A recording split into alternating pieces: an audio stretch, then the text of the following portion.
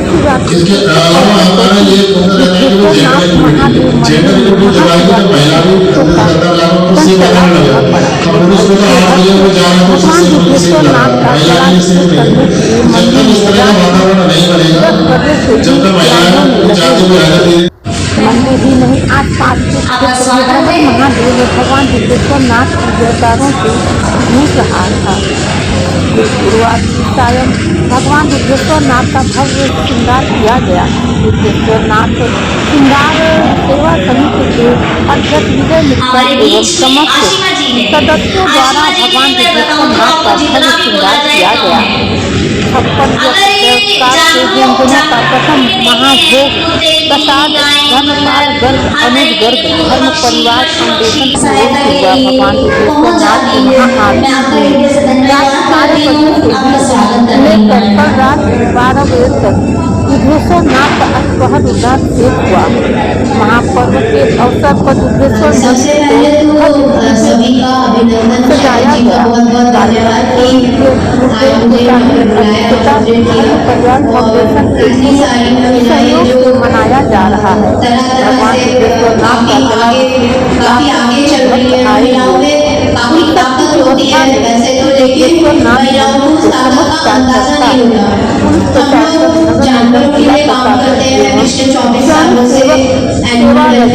Animal rights के लिए काम कर रहे हैं। तो बहुत सी महिलाएं ऐसी हम सब होती हैं जिनको काफी हैरेसमेंट और टॉर्चर फेस करना पड़ता है। और शायद हम में से भी कुछ लोग हों जो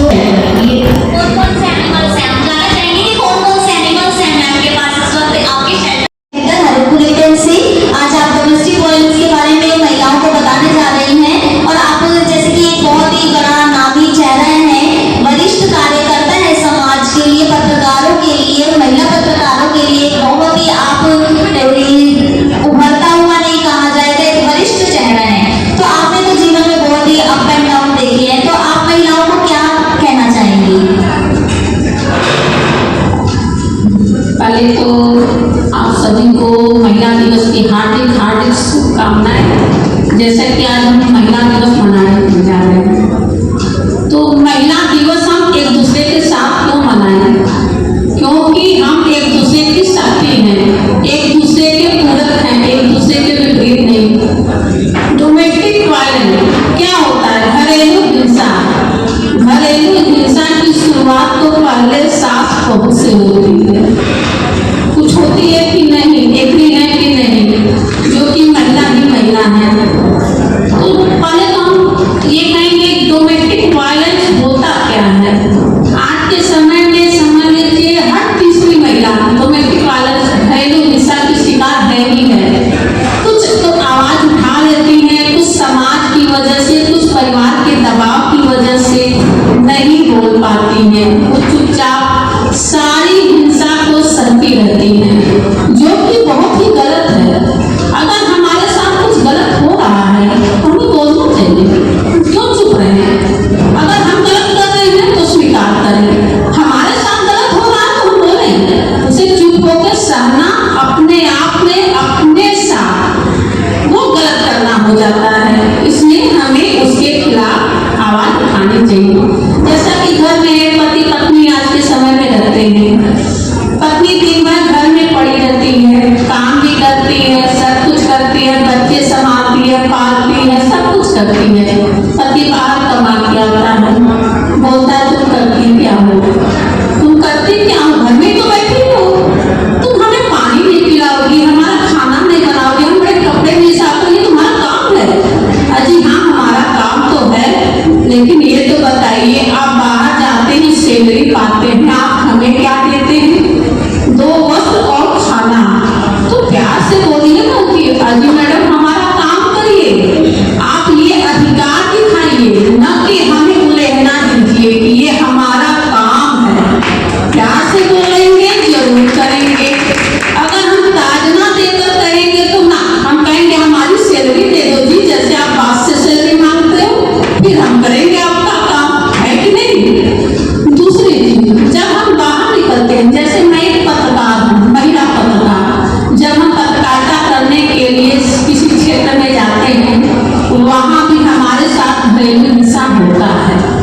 क्यों होता है, कैसे होता है। जैसे कि आज का भी समय अभी पुरुष प्रधान देश है, हम चाहे जितना आगे बढ़ गए लेकिन पुरुष अभी भी हम पे हावी हैं, नहीं भी हैं तो भी अगर 4 मर्दों के बीच एक महिला जाके बैठती है तो समाज ये कहता है अरे देखो वो तो मर्दों के बीच बैठी है, ये भी एक हिंसा ही है ना। वो अपना काम कर रही है, 4 आदमी अगर काम करे वो महिला भी अपना काम कर रही है। दूसरी चीज, अगर हम ऑफिस में काम करते हैं कहीं ना कहीं बहुत सारी महिलाओं को ये झेलना होता है, उनके बास की उन पे बुरी नजर है, कुछ को कपड़ों के लेकर, कुछ को किसी चीजों के लेकर, कहीं किसी बहाने वो बुलाते हैं तो कुछ बातें करते हैं, कुछ डीपली बातें जानना चाहते हैं।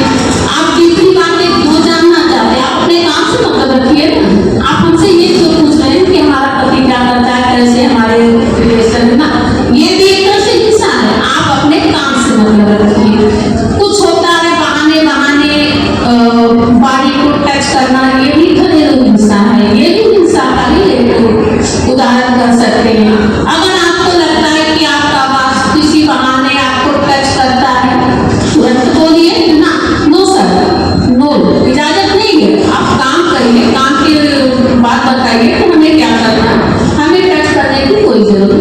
अगर आपको लगता है कि वहाँ पर सहज है, आप तुरंत जाके आप एक एप्लीकेशन डाल सकते हैं। आप ये मत सोचिए कि समाज क्या कहेगा, एक ही दिन तो नौकरी करते गई और तुरंत इसने केस कर दिया, तुरंत इसने कंप्लेंट कर दिया, यानी कि इस महिला का ही चरित्र गलत है ना।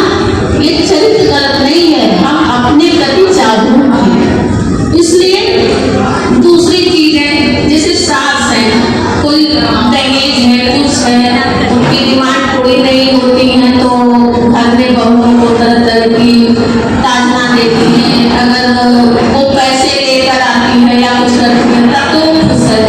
मान लो गरीब बहू आ गई तो कहीं ना कहीं हर मौके पर वो बोलती रहती है कि अरे ये तो कुछ लेकर भी नहीं आई, कुछ काम भी नहीं आता है, कुछ अरे प्यार से बताओ, नहीं आता वो भी समझा दो कि बेटा ऐसे नहीं ऐसे, क्योंकि बेटे के बदले की बहू आई है, बेटी की तरफ से आप उसे ट्रीट करो, न कि उसको इस चीज का बार-बार एहसास दिलाओ कि वो घर की गरीब है तो आपको हम दबा के रखेंगे।